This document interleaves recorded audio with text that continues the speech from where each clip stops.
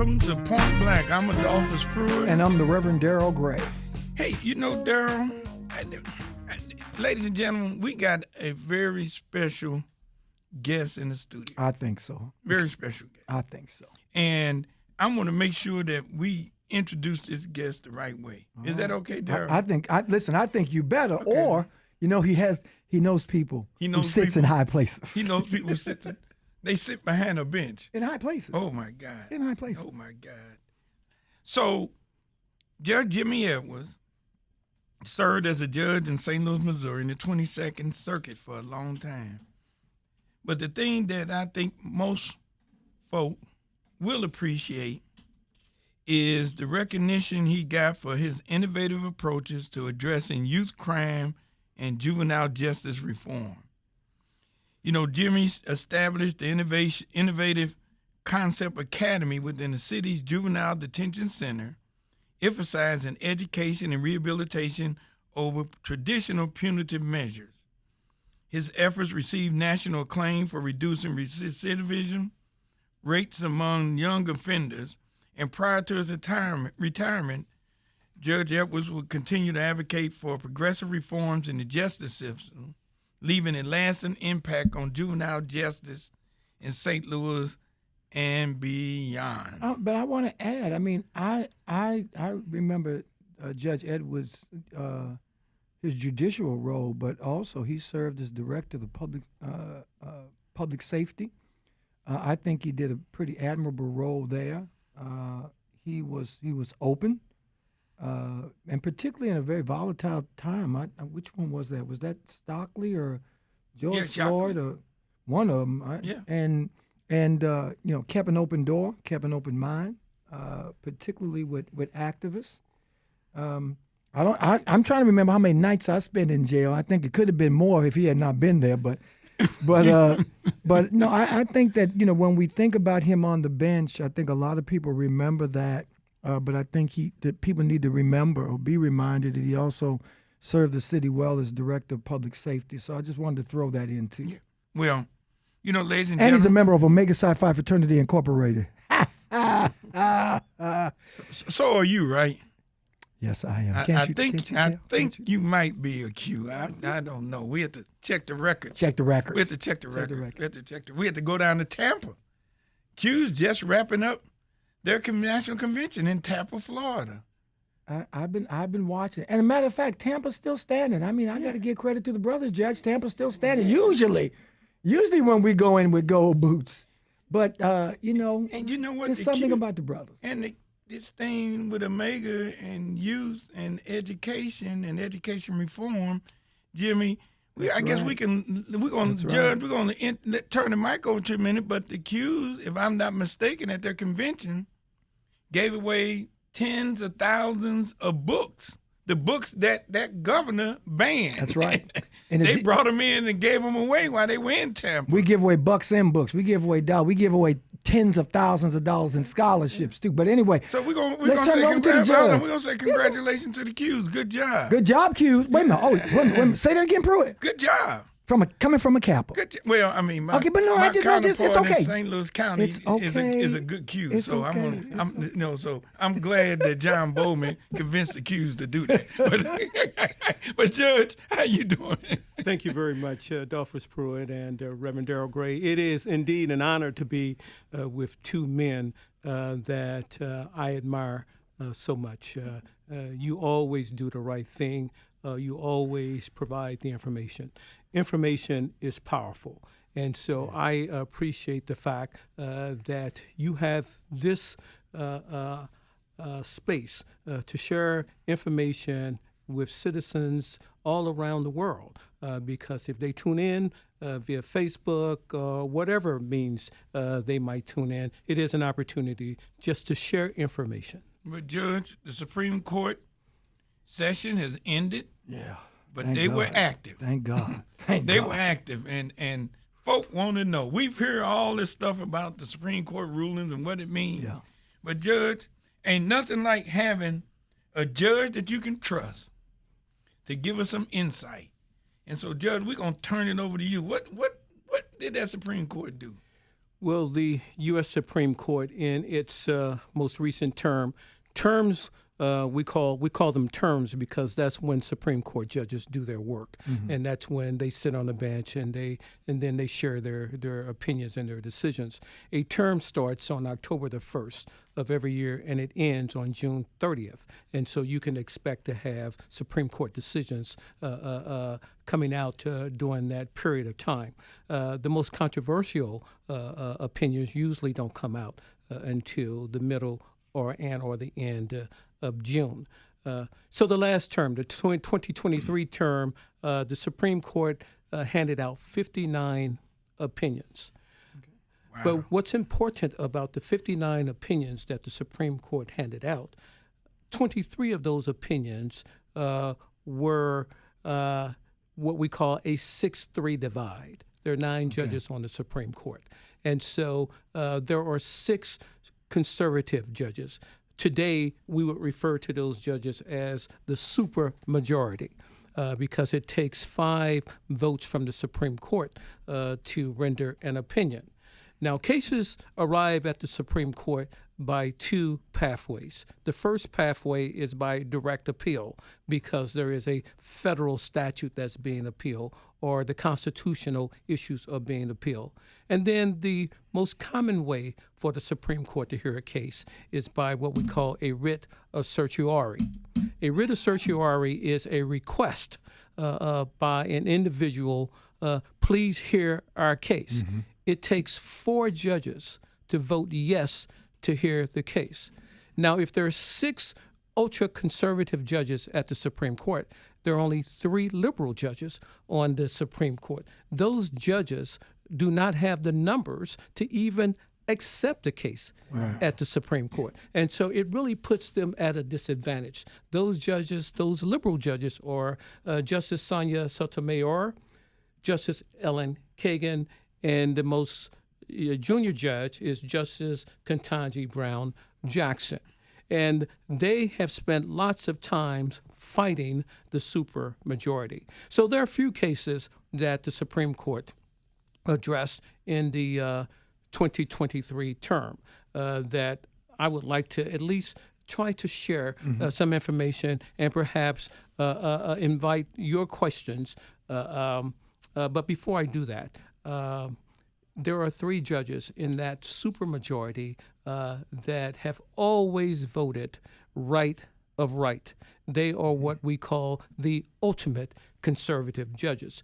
Those judges are Clarence Thomas, Samuel Alito, and Neil Gorsuch. Now, the other 3 judges, under certain circumstances, and they proved it in the 2023 term, are sometimes willing to join the liberal justices to get an appropriate outcome. Let me ask you a question right quick, though. In those cases, Judge, when those 3, let's call them the middle of the road judges, when they vote, what types of cases are they most likely to support? Is it a particular type of case, be it civil liberties, be it just whatever, constitutional rights? Are there certain cases that they may gravitate towards? Those judges tend to call themselves constitutionalists. Okay. And so they will usually get involved if there is a constitutional question, the interpretation of the Constitution. Do we interpret it from plain meaning, or do we do something other than that? Okay. And so I think that the 2023 term is a good example of what I just talked about and how those judges are sometimes willing to come to the middle. But throughout this entire conversations, those 3 judges will oftentimes always vote the exact same way. And probably the most powerful judge at the U.S. Supreme Court today is Clarence Thomas. Clarence Thomas was appointed on the bench in 1991. So he is the senior judge, even more senior than the Chief Justice John Roberts. So he tends to have the ability to influence other judges. And the reason I say that is because the practice at the Supreme Court is that if you are in the majority, which means that you voted a certain way, the most senior judge then determines who writes the opinion. And so oftentimes Justice Roberts, because he's the chief judge, will write the opinion. And sometimes he will hand it off if he is the most senior judge in that majority, on that majority side. And so it's really interesting because the questions are formulated by the judge that's writing the opinion. Now, you and I might think that we're talking about civil rights, but the case is determined on whether the person that's on appeal had standing, or is the case right? Is the case ripe or not? So there are many ways to either affirm a case or to remand a case or reverse a case back to the district courts or the appellate courts around the country. We're gonna have to take a break, Adolphus. How do we get out of break when BJ's trying to pay bills? How do we do that? Hey, we just break. Ladies and gentlemen, we have to go to a quick break. We're talking about the Supreme Court and a summary of their recent rulings. We're here with the Honorable Judge Jimmy Edwards, and we'll be right back with more of Point Black.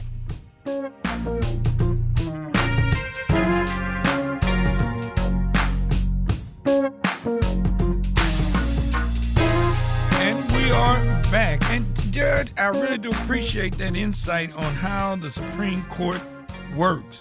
So now that we know how they work, let's look at their work. what have they been working on? What does their work product look like? Yeah, let's first talk a little bit about abortions. Okay. As you know, that in 2022, the U.S. Supreme Court overruled Roe versus Wade. In this term, there was another case that while it did not deal directly with abortions, it would have an impact on young women in our country, and that is this drug called mifepristone, and it is a drug that would allow or would promote, if you will, an abortion under certain circumstances. And so the issue here in this particular case called in Food and Drug Administration versus Alliance for Hippocratic Medicine, the question there was whether this drug could be transported through the mail, or could it be transported interstate. And so there was a state that decided that, you know what, we have a statute that does not allow this drug to come into our state.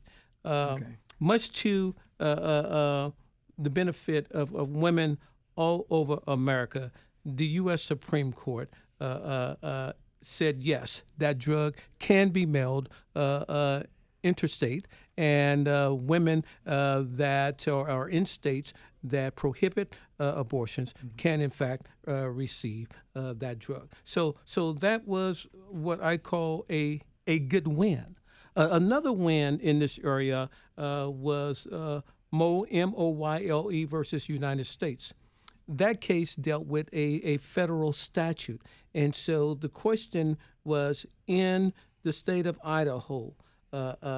Idaho believed that it could control abortions irrespective of whether it was rape or a woman's life was at risk. And of course, the Biden administration interpreted the law to say, hey, it doesn't matter what your state says. If a woman's life is in jeopardy, then you ought to be able to save mom's life. And so the court, the U.S. Supreme Court, agreed with the Biden administration. And Judge, not to cut you off, but when they do that, just so the public understand, the fact that the court agreed with the Biden administration and says that if you're in danger, they cannot, they have to allow the abortion in that case. Because the Supreme Court ruled that way, does that mean any state that tried to replicate our now has to adhere to that ruling by the courts, is my understanding? Well, Supreme Court decisions are there for a reason. And the reason is to offer some type of case precedent or stare decisis. Okay. And so what we try to do as judges and courts, we try to follow the law. We are compelled in many instances to follow the law unless that law has been restricted by way of parties and or facts. But stare decisis requires the courts to follow that particular law. And then there's a good reason for that, because what it does is it allows the people to know what they can and they cannot do. And it allows lawyers to predict for their clients what the court may or may not do. So case precedent and stare decisis are very, very important concepts in American jurisprudence. And so that's the reason we go through this process. That's the reason the Supreme Court decisions are so important, because we are expected to follow the law. And so that's the only purpose for the law. I mean, we can care less what you think. The law is just simply trying to control your behavior. And so you can think a lot of things, but we expect to control your behavior But in those with two, these in cases. those two cases too, though, Judge, one, like you said, you're dealing with the post office, you're dealing with medicine, but it's because the post office is a federal entity. I guess this is my question. When the Supreme Court rules generally, and I know you're not a Supreme Court justice, but you're the closest that a lot of us are going to get to it. Do they have a tendency, a legal, traditional tendency, when they look at cases, is to look at how does this impact the country federally versus how does this impact a state locally? Does that have any bearing? I mean, because we've got municipal court, we've got circuit courts, we've got state courts and district courts, we've got appeals courts, we got Supreme Court. When we get there, as Adolphus said, is the onus on in the post office case, the medicine case with the post office? It seems to be federal and nationwide implication. The situation with the woman and the abortion and that woman's life being in jeopardy. I mean, that's not restricted to Main Street. Well, these cases percolate for a long time. And so as the Supreme Court is looking collectively, is looking at these cases, there might be a ruling in the Eighth Circuit, which is located in Missouri, but covers several states. Right. There might be a ruling in the Eighth Circuit that and the ruling says yes, and there might be a ruling in the Ninth Circuit that says no, and then you may have other rulings. And so all of the district courts are required to follow the rulings within their appellate circuit. And so the Supreme Court gets involved when they finally decide, you know what, we need to fix this, because we have too many conflicts around the country, so we need to have one law. Gotcha. And so you can be in various parts of this country, and the laws are different, but you're compelled to follow those laws in terms of where you reside, or where you travel, or where you might be found. Got it. And so let's talk about a case that I think is really, really interesting. Doesn't impact most of us, but it has a large impact on the people that have suffered. This is a bankruptcy case, and so the bankruptcy case involved the Sackler family. The Sackler family owned Purdue Pharma. Okay. Purdue Pharma is the manufacturer of OxyContin. Yes. And so the Sackler family earned, over a period of about 25 years, $34 billion for selling OxyContin. And so there have been all of these lawsuits around the country against Purdue Pharma because of OxyContin. And so the Sackler family tried to settle the case. and they had received approvals from the district courts and from the appellate courts, and they wanted to settle the case for $6 billion. Now, that sounds like a lot of money, Sounds like a plan to me. but the Supreme Court said no. Ah. The Supreme Court said you personally are trying to settle this case by giving $6 billion, Right. while the Purdue Pharma company made $34 billion. Gotcha. And so if Purdue wants to file bankruptcy, we'll gladly allow them to file bankruptcy because now we can distribute those funds out to those people that have filed lawsuits. Right. And so what the Sackler family was trying to do, they were trying to insulate their personal funds, Right. and while still make money and not be able to share that money. That was an interesting decision because this was a decision that was a 5-4 decision. Ah. And so, so you had, interesting enough, the Supreme Court in the 5-4 decision with Justice Neil Gorsuch writing for the majority. He was joined by Clarence Thomas. Oh. He was joined by Alito. He was joined by Amy Coney Barrett, which is a Trump appointee. Right. Right. And he was joined by, believe it or not, Ketanji Brown Jackson. Now, that's a majority that you would never, ever Right. see Right. probably again. Not again. Judge, I appreciate it, and I want to stare you to something, and I want to ask this question before. One is an easy one, and the other one maybe a little bit not. All of them are easy for you. Being on the bench or not being on the bench, as a person who's been on the bench, is it taboo for judges to second guess other judges being on the bench or not being on the bench? Because, and I'm asking you that because I'm very interested in this presidential immunity issue, and we don't want to put you in any uncomfortable position, but you've never shied away from the truth. You've never shied away from the truth. You've never shied away from providing your opinion. And I know a lot of people throughout the country, Judge Edwards, a lot of folk don't understand what this particular case means. They don't understand. They hear CNN, they hear Fox, they hear that.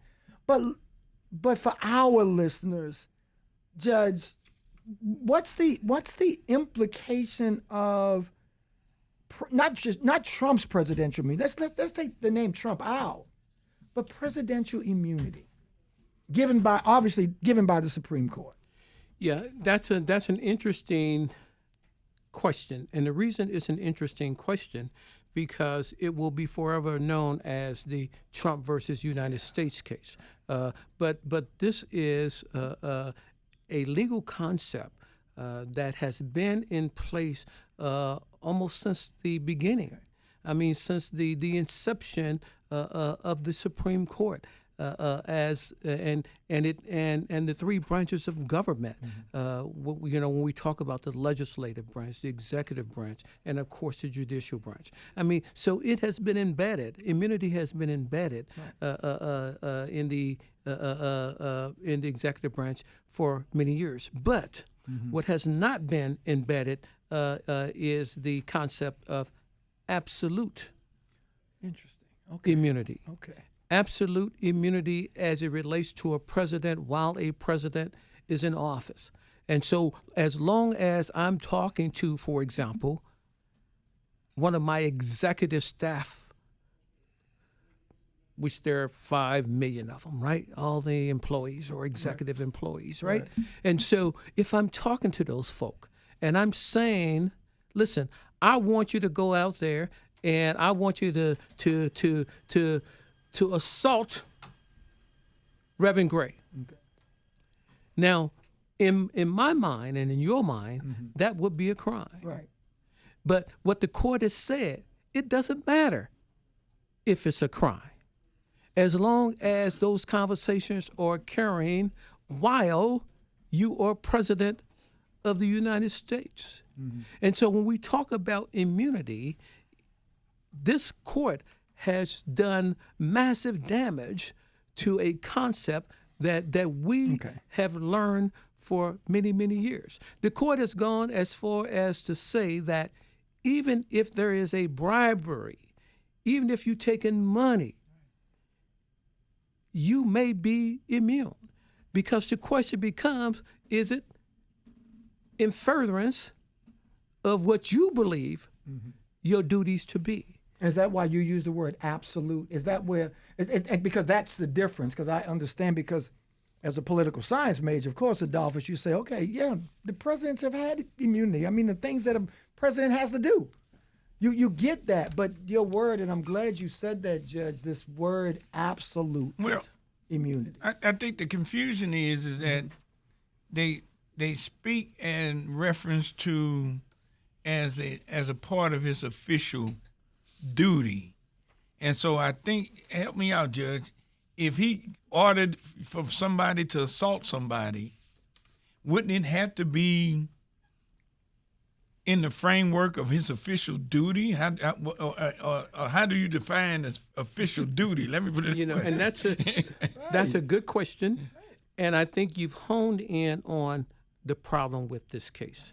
And the problem with this case is the Supreme Court says before you can bring an action against the president, the lower court judges must determine whether the action or the statements of the president, whether they fit within his official duties.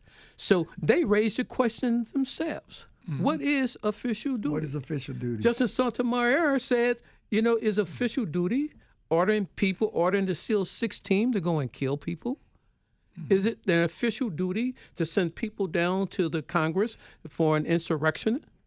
Is it an official duty to tell Mike Pence not to certify the election? See, all of those things were examples, well, 2 of them were examples that Chief Justice Roberts gave to say those indeed were official duties. So as asinine as it might sound, we now have, so this is where I get myself in trouble, Darrell. I'm going to tell you that in advance of me getting in trouble, this is where it appears that democracy is changing and perhaps we have a king. Simply on this official duty piece is and so, just one more question. I want you to move on to those other cases because I know you have a plethora of information. But on this, again, going back just real quick on this immunity piece, that unless there's a challenge to that somewhere down the future and the court takes a different stance, it is what it is. It is what it is. Okay. And so we have now a process. We identify actions and acts as of absolute immunity. And then we have this thing that the court has added recently. It's called presumed immunity. And so presumed immunity was added in this case, Trump versus the United States. And so this immunity of presumption of immunity, I mean, it sounds redundant. Yeah, it is. An immunity of the presumption of immunity. And this pushes his case down it also pushes his case down the road to after the election. And and listen, the views and opinions of myself do not necessarily reflect iHeartRadio. So, okay, the disclaimer is there. If this cat gets elected again, he can appoint an attorney general who could dismiss his case, or he can pardon himself. Yes. I mean, gee. Well, he always had the ability to So- pardon Oh, the himself. president has always had that. Yeah, You're yeah, right. he You're had the right. ability to So, pardon so, himself. so Right, those right. things always existed. Right. But the one thing that that people have missed because of this immunity case, there were other cases Right, right. that were involved. For example, Fisher versus United States. The Fisher case is a case where the United States Supreme Court decided that those people that stormed the Capitol should not have been arrested, should not have been convicted, unless they went into the Capitol and they destroyed documents and papers and other stuff. So if they didn't destroy any documents, papers, and other things, they should not have even been arrested, no less convicted. So today, right now today, I imagine all over this country, lawyers are filing writs of habeas corpus to get their people out of jail because this Supreme Court said they shouldn't be there. Wow. Simply because they, it's a in public other words, building. it ain't trespassing. They can be there as long as they didn't tear anything It's the up. people's house. And let me read It's the people's house. and let me quote to you the language of the Supreme Court. The government needs to establish that the defendants impaired the availability or integrity for use in an official proceeding of records, documents, objects, or other things used in an official proceeding or attempted to do so. Well, that doesn't help Shaman since he was caught behind Pelosi's desk with his feet up. It wouldn't help him. It don't help the won't help, Shaman. it won't help him. So everybody got a little help, but him and the guy who broke out the windows. I guess Judge, there are a couple other cases I know you were going to talk about. I want to talk about this one case before we go any further. It is a criminal law case. It is the City of Grants Pass versus Johnson. This is the Eighth Amendment cruel and unusual punishment case for homelessness. Right. And so the Supreme Court declared that states may, which if you say states, that also includes cities, that states may criminalize homelessness on public streets and in public parks. And so, again, Sonia Sotomayor was furious. And she said, well, what do you want people to do? Do if they're on a public park, the only way they can't be arrested is that they stay up all night, that they don't go to sleep. And so there have been people around the country that have utilized public buildings and public airports, and they've utilized those because they have nowhere to go. Today, those people are being moved out of those places, and there is no civil recourse against the state for moving people. And so, even in our city, right now.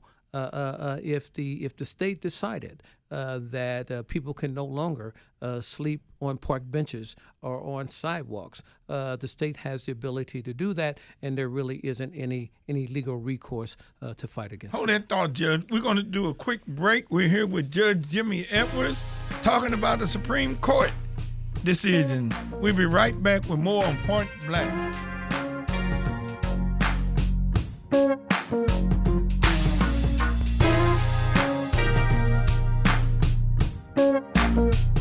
We're back with Judge Jimmy Edwards. And Jimmy, we were talking about the court's decision about the homeless, and you just made a point off the air. I wanted to get back into that because you're saying that the court wanted to address this homeless issue, but not in favor of the homeless, I guess. Was this ruling good for homelessness or bad for the homeless? Let me put that way. Well, certainly, I think it's bad for homeless people. Okay. The unhoused population. That's real. I mean, and we see it. We see it every day. And so, the court's ruling was very narrow in terms. It used the word voluntarily. unhoused. But it did something that judges and appellate courts do all the time. You think we're talking about a pure homelessness issue, but what the court did was it framed this issue as one of an Eighth Amendment violation. I mean, and so the Eighth Amendment violation is, if you remove a homeless person or you engage in cruel and unusual punishment. And that's how they frame this issue. And the court came down on the side of no. And so states now have a right, state action is that we can now require homeless people to leave. We can give them a summons, we can give them a ticket, and maybe even incarcerate them. And this may be the new prison pipeline, unfortunately. For the unhoused. Yeah. And that's remarkable. And so you mentioned cruel and unusual punishment, and Darrell said it earlier that that's always been associated with what happens to people in prison, how they treated in prison.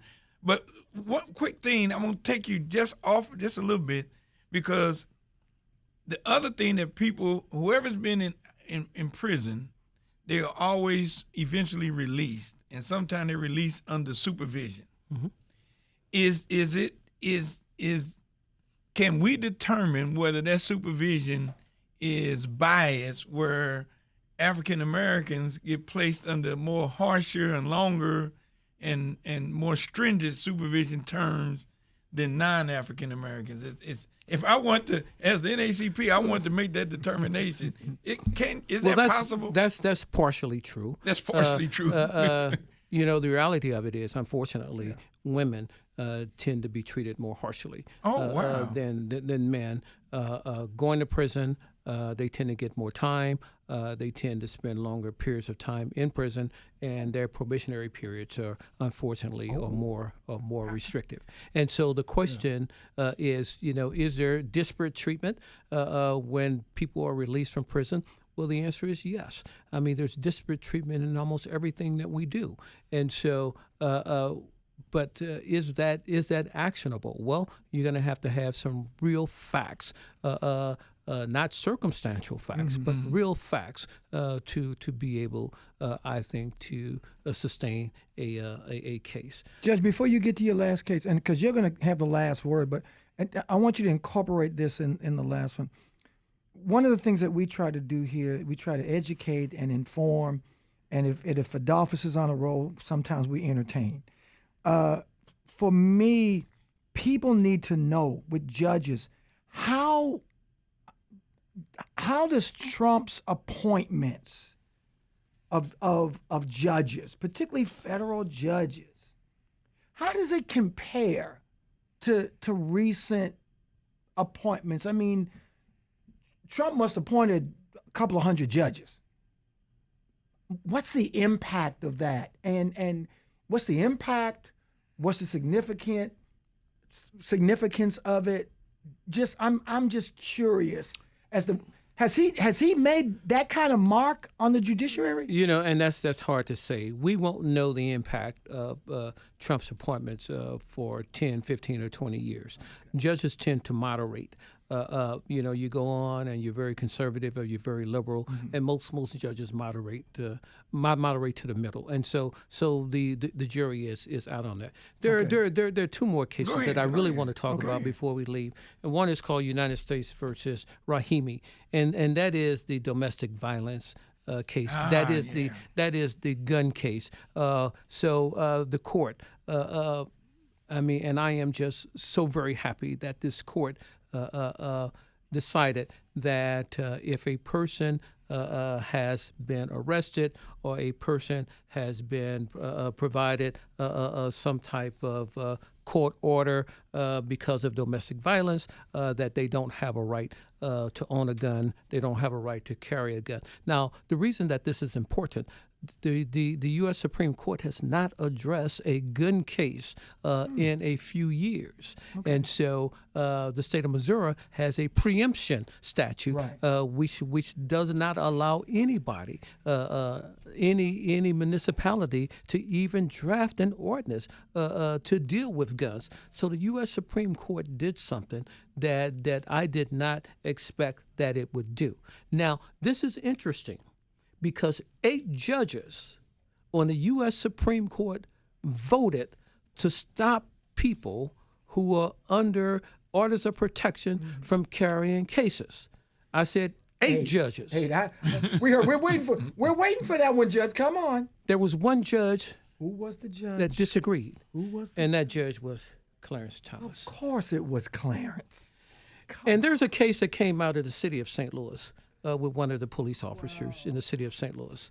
Mojo versus the city of St. Louis. Okay. The Mojo case, and I know the officer personally, a good officer, a good African American female officer. She was transferred out of a detective position, and so detective positions are positions that most officers want. That's a because promotion. it is perceived as being better than having to walk on the streets. And so she was transferred out of her detective position. She didn't lose any money. She didn't lose anything. They just transferred her. And she filed a lawsuit, and that lawsuit started in the district court here in the city of St. Louis. It went to the 8th Circuit, and it ended up before the United States Supreme Court. And the court made a decision in this term that, you know what? She was right. She got discriminated against. It clarified the definition of discrimination. And the definition of discrimination now is that if you are moved out of your job to a less prestigious job, we're going to find that you were discriminated against. This is a huge case because it will change the way discrimination is viewed and perceived in the U.S. And finally, I just want to mention a case where the NAACP was involved in a case in South Carolina. They don't do anything. And the NAACP did a tremendous job, did a great job of defending gerrymandering. The U.S. Supreme Court has not been involved a lot in the gerrymandering spaces for obvious reasons. Explain gerrymandering real quick for the gerrymandering audience. is where we have a district like the 1st Congressional District where there is a race going on now where we would call them, in layman's term, a safe district that an African American can be elected. And so those districts are drawn every few years by state legislatures, just recently drawn, I believe, last year. And so it is called a safe district. And so there was a challenge that gerrymandering violates the 14th Amendment of the United States Constitution, equal protection, and things of that sort. So the NAACP and District 1 in South Carolina defended that. And they actually won that case. It was a 6-3 decision, and I won't even venture to tell you who was on the other side. And so how important is that case for voting rights and in other places? How important? It is huge for voting rights. I mean, but for the fact that and I'll use a district that I'm familiar with, the 1st Congressional District in the state of Missouri. But for having a district like that, or one similarly situated on the western side over in Kansas City on the 5th Congressional District, you would not have an African American Congressman Cleaver over in Kansas City, or nor would you have 2 African Americans competing for the 1st Congressional District in the city of St. Louis. Judge, I know we're getting close on time, but there's one thing I want to ask you, and you may talk about it, you may not, but I got to ask. Can you explain how our U.S. attorneys are appointed and their power? I thought I asked that question when I came in. I said. I mean, the judge didn't answer. He wouldn't answer. I thought I asked that question when I came in. Well. What is the U.S. attorney and their power? That's right. The U.S. attorney is the most powerful law enforcement person in the district. In the Eastern District of Missouri, the U.S. Attorney is Sailor Fleming. Sailor Fleming was appointed by a Republican. She was appointed by Trump. And anytime there is a transition in the presidency, there's also usually a transition at the U.S. Attorney level and at the U.S. Marshal level. Right. And those are appointed positions. And those positions are usually given to the party that's in control of the presidency. And so you would expect that a Democrat would be the U.S. Attorney. You would expect that a Democrat would be the U.S. Marshal. Unfortunately, that did not happen this round. The U.S. Attorney is still a Republican. The U.S. Marshal is still a Republican. And their powers are, I mean, because the Eastern District of Missouri is what? The Eastern District of Missouri would give you some idea. Jefferson City coming all the way back east and back south. Oh, so gotcha. all the way down to the Arkansas border would be the U.S. Attorney. And so the U.S. Attorney, the officers that work for the U.S. Attorney are the FBI, the DEA, the ATF, the Secret Service. So all of the federal entities report up to the U.S. Attorney. It is a very, very powerful position. The U.S. Attorney has an opportunity to hire and to fire its lawyers, its assistant U.S. attorneys. And so throughout my entire legal career, we've struggled to get African Americans and marginalized, very smart people to be appointed as assistant U.S. attorneys and to really work at that level. And so it's a very, very important position. Unfortunately, we missed an opportunity. We missed a huge opportunity. Got any last parting words, Judge? Because we're going to wrap up. You taking us out. Well, thank you very much. I mean, it's a pleasure, and I'll end where I started. Information is powerful, and we appreciate the opportunity to come here and to share this information. And I'm certainly always willing to accept your invitation, Adolphus Pruitt, and certainly your invitation, Reverend Darrell. Well, we're going to have you back. We're Ladies definitely and gonna have you gentlemen, you're back. going to take us out, Darrell? Well, listen, people, election year, let's make sure that we stay focused, stay educated. This has been Point Black. We thank you, Judge Edwards. We'll see you again on the radio.